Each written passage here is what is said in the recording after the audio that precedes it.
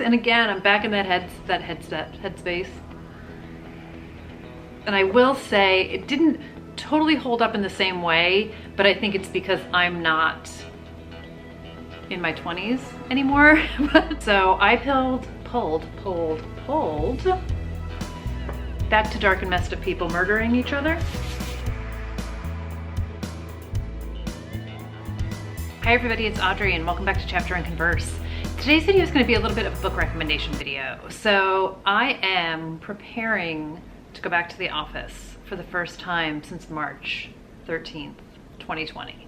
I remember the date vividly because it was Friday the 13th, and I have had the good fortune to be able to work from home this entire time, but I am also helping to reopen our New York office. So I am going to be getting on the train, doing the commute, and even though I've been working this whole time, the idea of being in an office environment feels really, really strange. So as I was thinking about having to get on the train, I was thinking about what paperback books / ebooks I want to try and read for my commute. And then I started thinking about books in general about work.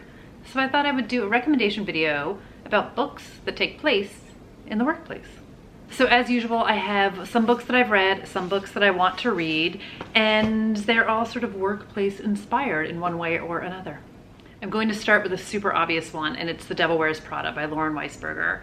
I loved this book. It has been on my reread pile for years, and I need to reread it. I'm obviously not going to reread it on the train because I don't want to be carrying a hardcover, but this to me is sort of like the ultimate office.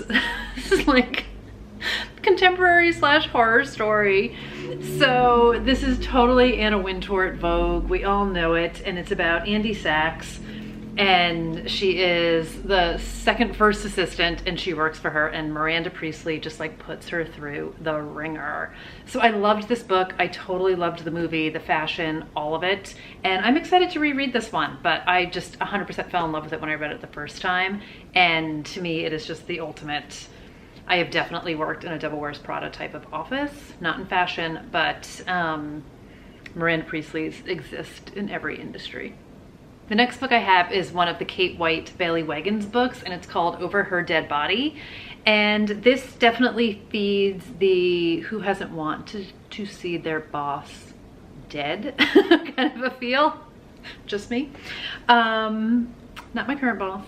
But this is about Bailey, and she is a crime writer. She used to work for a magazine, and now she's got a new gig, and she discovers her boss, Mona, bludgeoned to death. So Bailey is sort of the amateur-ish detective. She always finds herself in dead body situations and winds up investigating. So she winds up investigating what happened to Mona. And even though this is a series, you could definitely dip into this one in the middle. I don't know what number in the series this one is, but the only thing that really, I would loosely use the term spoiled in this series, if you read them out of order, is the relationships in Bailey's personal life, which are not really the core of the story. So I would dive into it regardless of if you read the series. But yeah, if you've ever fantasized about murdering your boss / finding out that your boss was dead, this one might be up your alley.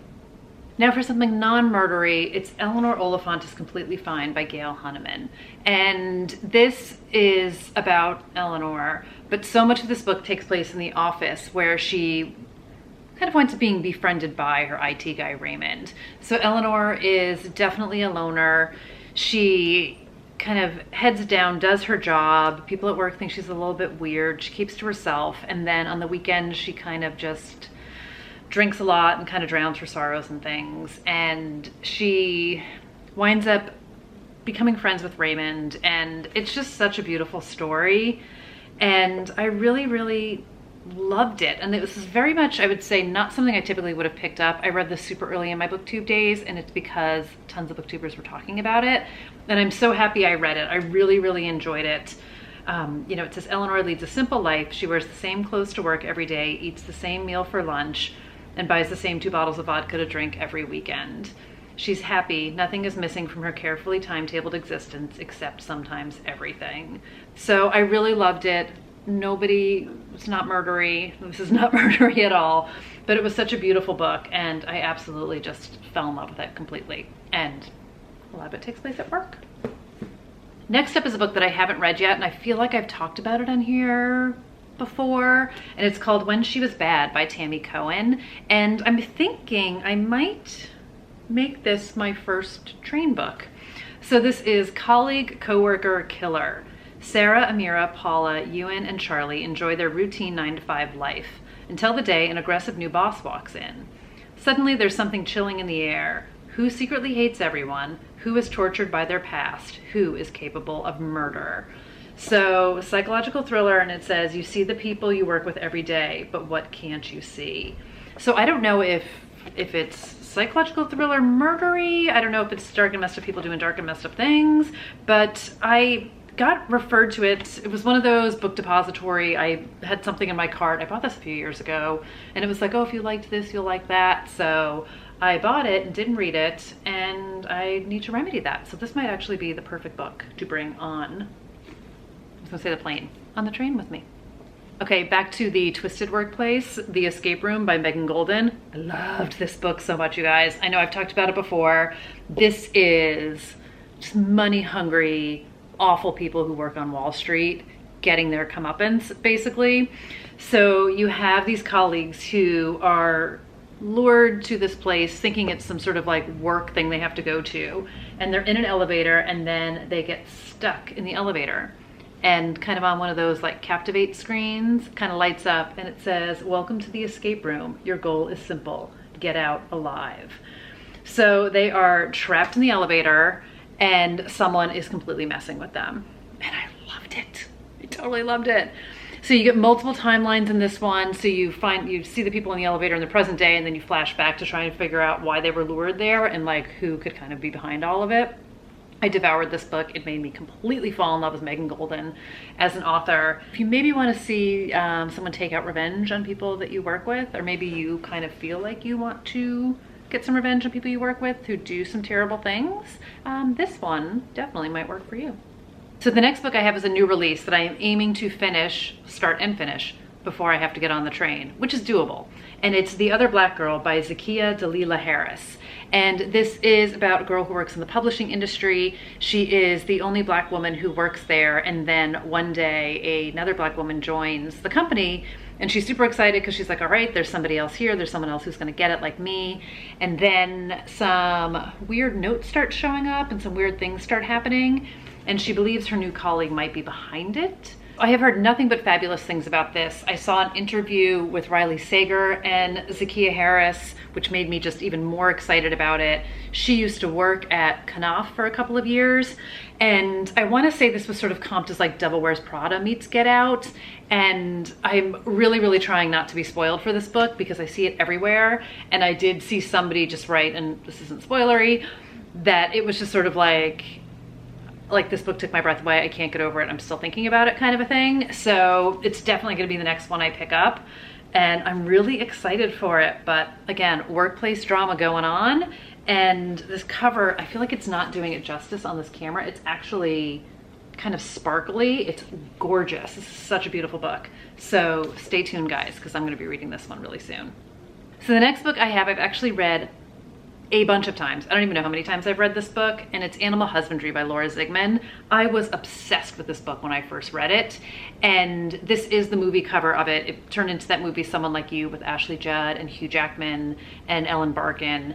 And this is about a woman named Jane, and she works for this, she's a TV producer, I want to say. It's kind of like an Oprah Winfrey type of show called The Diane Roberts Show. It's in New York City, and she winds up getting involved with one of her coworkers, this guy named Ray, and they fall in love, and everything's perfect until he leaves her. So this is the story of sort of life after her and Ray, and how she sort of delves into this. Why do men leave? Why do men leave me?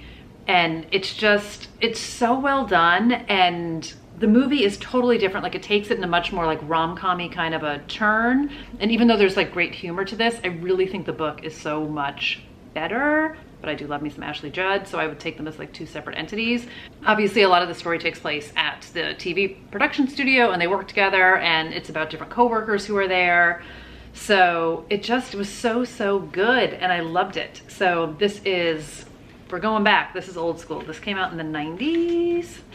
And 1998, and I just absolutely loved it. I just absolutely loved it. It is so brown and old, but definitely a good one.